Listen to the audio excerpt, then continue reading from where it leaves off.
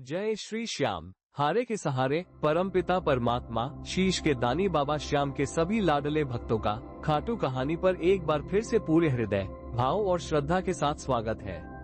अब तक की हमारी इस भक्ति यात्रा में हमने अपने श्याम प्रभु के दरबार की महिमा, उनके स्वरूप के रहस्य और उनकी कृपा की अनगिनत लीलाओं को समझने का प्रयास किया है।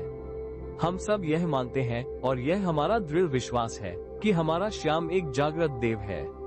वो केवल खाटू के मंदिर में विराजित एक मूर्ति नहीं, बल्कि एक जीवंत सत्ता है जो अपने हर भक्त के जीवन में मौजूद है, उसे देख रहा है, सुन रहा है और उसका मार्गदर्शन कर रहा है। पर यहीं पर एक प्रश्न उठता है जो हर भक्त के मन में कभी न कभी अवश्य आता है। अगर बाबा हमें देख और सुन रहे हैं तो क्या वो हमसे बात भी करते हैं? इस दुनिया के शोर में जहाँ हजारों आवाजें हमारा ध्यान भटकाती है, हम अपने श्याम की आवाज को कैसे पहचाने? जब हम किसी दुविधा में फंसे होते हैं, किसी निर्णय को लेकर असमंजस में होते हैं, तो बाबा हमें सही रास्ता कैसे दिखाते हैं? क्या वे सच में हमें कोई संकेत देते हैं, कोई इशारा करते हैं? और अगर हाँ, तो उन दिव्य इशारों को पकड़ने का, उन्हें समझने का तरीका क्या है? ये श्याम भक्ति का सबसे व्यवहारिक और सबसे रहस्यमय अध्याय है। तो आइए आज खाटू कहानी पर हम इसी गूढ़ रहस्य की परतों को खोलते हैं। हम जानेंगे कि हमारा श्याम हमसे कैसे बात करता है। हम उन 3 मुख्य माध्यमों को समझेंगे जिनसे बाबा अपने भक्तों को इशारे भेजते हैं। और हम ये भी जानेंगे कि हम अपने मन और अपनी बुद्धि को कैसे इतना निर्मल बना सकते हैं कि बाबा का हर छोटा सा संकेत भी हम पकड़ सके और अपने जीवन को सही दिशा दे सके।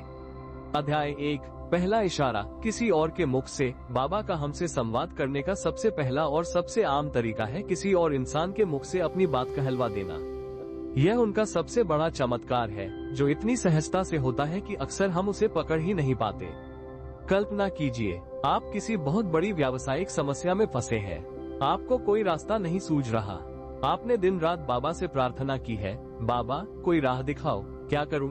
और फिर अगले ही दिन आप ट्रेन में सफर कर रहे हैं और आपके सामने बैठा एक अनजान सहयात्री अपने फोन पर किसी से अपने व्यापार की बात कर रहा है। और बात करते करते वो अनजाने में ही ठीक वैसी ही समस्या का जिक्र करता है जैसी आपकी है, और फिर वो उसका समाधान भी बताता है। वो शब्द आपके कानों में पड़ते हैं और आपके भीतर जैसे बिजली कौंध जाती है। आपको अपनी समस्या का हल मिल जाता है। वो अनजान व्यक्ति तो अपनी बात करके चला गया, पर क्या वो सच में केवल एक इंसान था? नहीं, वो उस पल के लिए आपका श्याम था, जो एक अनजान का रूप धरकर आपको आपका उत्तर देने आया था। इसे एक और उदाहरण से समझिए। घर में किसी बात को लेकर बहुत कलह चल रही है। आप बहुत परेशान हैं और आपको लगता है कि सारी गलती सामने वाले की है। आपका मन अशांत है। आप मंदिर जाते हैं और बाबा से कहते हैं, बाबा मुझे शांति दो। शाम को आप टीवी पर कोई प्रवचन सुन रहे हैं और अचानक संत कहते हैं, शांति दूसरों को बदलने से नहीं मिलती, शांति स्वयं के भीतर एक छोटे से बदलाव से मिलती है। अपनी वाणी को थोड़ा नरम करके तो देखिए, सामने वाला स्वयं बदल जाएगा। यह वाक्य आपके हृदय पर सीधे चोट करता है। आपको अपनी गलती का एहसास हो जाता है। वो संत उस क्षण में कौन थे?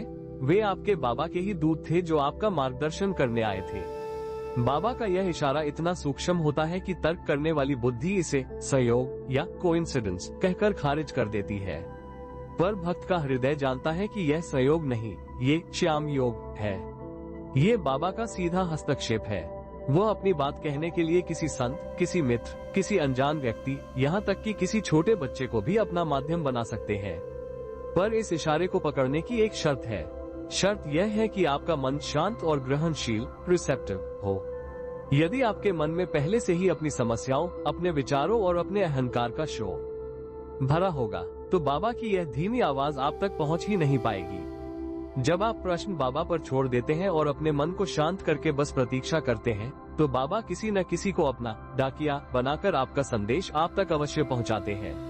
अध्याय 2, दूसरा इशारा। मन की अंतःप्रेरणा से। यदि पहला इशारा बाहर से आता है, तो बाबा का दूसरा और उससे भी गहरा इशारा हमारे भीतर से ही उत्पन्न होता है। इसे हम अंतःप्रेरणा, गट फीलिंग या दिल की आवाज कहते हैं। कई बार हमारे जीवन में ऐसे क्षण आते हैं जब हम 2 रास्तों पर खड़े होते हैं। बुद्धि और तर्क हमें एक रास्ते पर जाने को कहते हैं, दुनिया के सारे लोग भी वही सलाह देते हैं। पर हमारे भीतर से, दिल के किसी गहरे कोने से एक धीमी सी आवाज आती है, नहीं, यह सही नहीं है, या फिर किसी काम को करने के लिए मन में एक तीव्र और अकारण इच्छा उठती है, जिसके पीछे कोई तर्क नहीं होता, बस एक मजबूत एहसास होता है कि मुझे ये करना ही है। ये धीमी और तर्कहीन लगने वाली आवाज ही बाबा का दूसरा इशारा है। जब हमारा हृदय भक्ति और विश्वास से निर्मल हो जाता है, तो बाबा हमारे हृदय को ही अपना रिसीवर बना लेते हैं। वो अपने विचार, अपनी प्रेरणा सीधे हमारे मन में एक तरंग की तरह भेज देते हैं।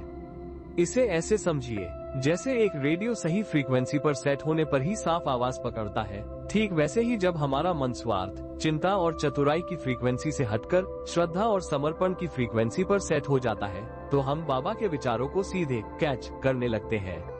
आपने कई भक्तों की खाटू कहानी सुनी होगी, जिन्होंने बताया, बस मन में आया कि खाटू चलना है और सब कुछ छोड़कर चल पड़ा। ये मन में आना क्या है? यह कोई साधारण विचार नहीं, ये बाबा का भेजा गया निमंत्रण है। यह उनका दिव्य बुलावा है।